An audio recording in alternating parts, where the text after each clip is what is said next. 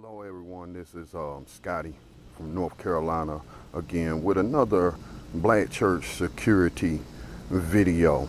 And so I don't know if y'all been reading the news lately, but here in North Carolina, you know, I'm wondering right now if 50 years from now it's going to go down in history as the starting point of the Second Civil War, because they shooting here in Gaston County, and you can read about some of that news on blacktalkradionetwork.com.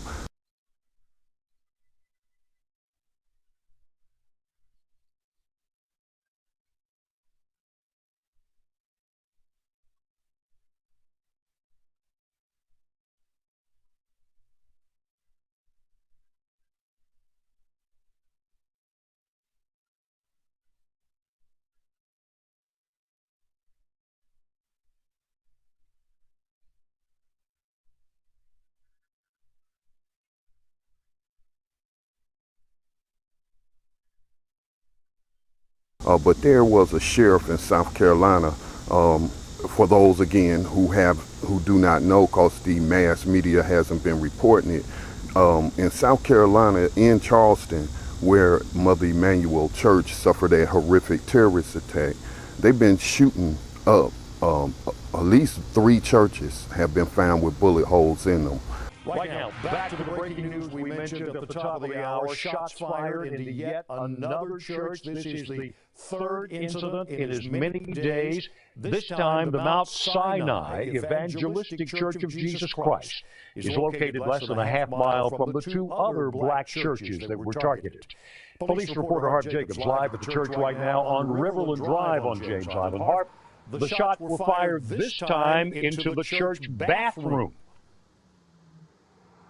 5 shots, Bill, fired through the stained glass window into the women's bathroom. It's that window on the left-hand side over there. You'll see a close-up of it momentarily. It's deja vu for Charleston County Sheriff's investigators, who right now are processing the crime scene as we speak. A church elder discovered the bullet holes this morning, and he called the pastor and deputies.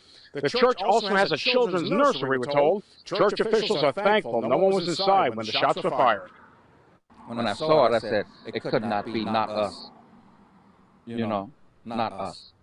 Who would think after the 9 that this would spill over to James Island? We have learned that both the FBI and the State Law Enforcement Division are now involved in the investigation of this vandalism and the other 2 here on James Island. Right now, authorities are not saying if the 3 incidents might be related. Bill?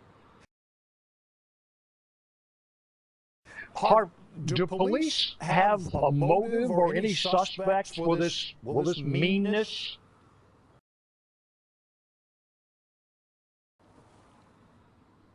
Bill, I don't think so. They haven't told us yet, and the frustrating part is all 3 of these apparently happened overnight. I saw detectives questioning neighbors, and probably most folks didn't hear anything because of the time of night it happened. This could have happened, the one here, sometime overnight Wednesday into overnight yesterday, and maybe that's why the FBI and SLED are now involved, because, you know, they have the method to profile suspects, and the church elder told me this has to come to a stop. We don't want to see another one, and we don't want to see anybody get hurt. Sure don't. Police reporter Harp Jacobs live on James Island. Harp, thank you.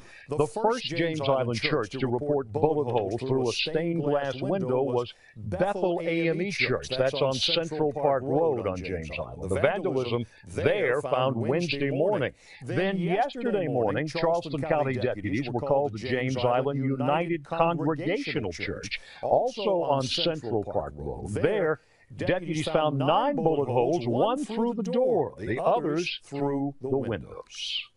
Right now, Charleston deputies investigating several car vandalisms that happened in an Allendale church parking lot during Vacation Bible School. Last night, just before 7, investigators responded to Mount Nebo Church, that's on Highway 17 in Allendale. 3 cars were hit. Glass was smashed out of one. The others were vandalized and had things stolen from them. On the same day as the attack on Mother Emanuel, there was someone shot into a church in Tennessee. Again, we documented this. We documented this on blacktalkradionetwork.com as we try to keep people informed about what's happening in the global black community. But there's a white sheriff in South Carolina who said that there are plenty of devils, and I'm quoting him, plenty of devils out there like Dylan Roof, and that churches need to start taking their security more serious. And he asked that if you like have members who are former law enforcement, former military like myself, and I don't go to church, but I live next door to one. Tonight, back in the Midlands, Sheriff Leon Lott is striking up a conversation to protect places of worship. He is urging religious leaders to draw up plans in case of a crisis. As Chad Mills attended that meeting tonight. Judy told me Dylan Roof didn't just identify one church. Lott says Roof did a lot of research before his attack and may have even had targets in Columbia. Sheriff Lott says there are other Dylan Roofs out there, which is why church safety needs to be a priority. Safe and secure from all. In a packed sanctuary, Baptist and Lutheran and Presbyterian, Unitarian, we had some Baha'i, we had some Buddhists, all are here to talk safety. Dylan Roof was one of the devil's workers. And when you went to Charleston, he was doing the devil's work.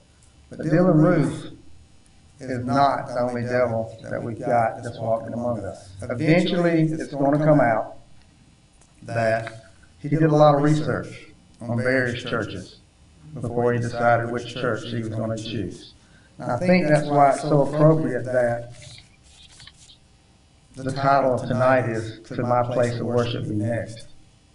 And the answer is, yes, it could be next. Sheriff Leon Lott was on hand to answer questions, give out tips, and implore churches to develop detailed safety plans to prevent a scene like this one from unfolding again. We can help prevent it. There's things that we can go into a church, synagogue, temple, mosque. The Sheriff's Department recommends a list of security measures for houses of worship, forming a security detail with active or retired law enforcement or military members, installing a reliable camera system, eliminating hiding spots like bushes, and using lighting systems that are on all the time. A lot of us are not really prepared for what happened in Charleston because we're very open. We're just trying to be cognitive of things we can do, make sure certain doors that aren't being used are locked, and that people are aware of who's coming in and out of the church. The sheriff says, most importantly, religious organizations need to take advantage of the free help, training, and resources he and his deputies provide.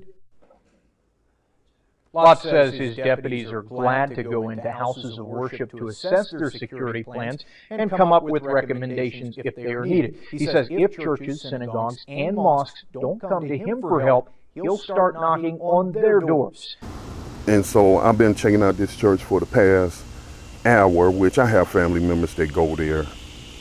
And, you know, if you look at the videos that I've documented, the security, they have no security whatsoever.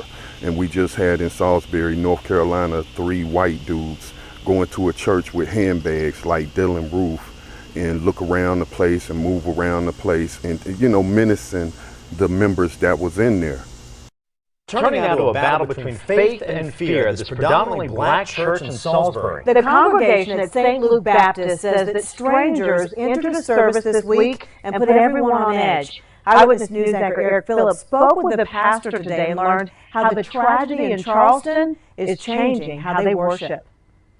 St. Luke Baptist Church here in Salisbury is celebrating a revival with services each night this week, but what happened on Tuesday night, especially in light of the tragedy in Charleston, had everyone on edge and now has officers showing up to the service as well. This that happened in Charleston is on everyone's mind, and immediately, you know, they're going to think the worst, and that was what was happening here. Pastor Arthur Higgins says Tuesday night the service was nearing its end when 3 strangers walked in wearing white shirts and black ties. He says they sat quietly in the back, each with a shoulder bag. The pastor says even from where he was in the pulpit, he could see them handling the bags. I'm sure that no one in the church was comfortable. Here's where church officials became most concerned. During the altar call, one of the men got up and walked straight into the pulpit. At the same time, the other 2 men switched sides, whereas they were sitting on this side. For some reason, they changed and sat on that side of the church. Higgins says ushers told the men they could stay, but their bags had to go. And he says that's when the men left. Scary, that's the word. It was real frightening. Higgins says the whole event may have been nothing, but members here have no idea. And after 9 people were murdered during a prayer service at Emmanuel AME Church in Charleston, they say churches, like their own, have a heightened sense of fear that even they admit stands in contrast with their own mission. And so, you know, we had to start taking our security more serious. Now I'm starting to see cars pull up, but it's been over an hour. Anybody could just walk up to the front door as I'm zooming in. That's the front door of the church right there. At the back, there's the steeple. That's the front door of the church. And anyone could just walk into the church like those 3 white men did in Salisbury, into that church. I think it was St. Luke's Baptist Church, a black church, like Dylan Roof did at Mother Emanuel in South Carolina. And there's just no excuse for this. And then, you know, President Obama and others are playing games with the security of black people, talking about having a grandmother, sometimes a grandmother. No, this was a police spokesman in Charlotte, North Carolina, where a black church was burned down. And he talking about, well, sometimes it's good to have the 70-year-old grandmother on the door because she know everybody. Well, the 70-year-old grandmother can't stop 3 white terrorists or even 1 white terrorist from coming in and shooting up the place. So we have to start organizing, volunteering to provide security.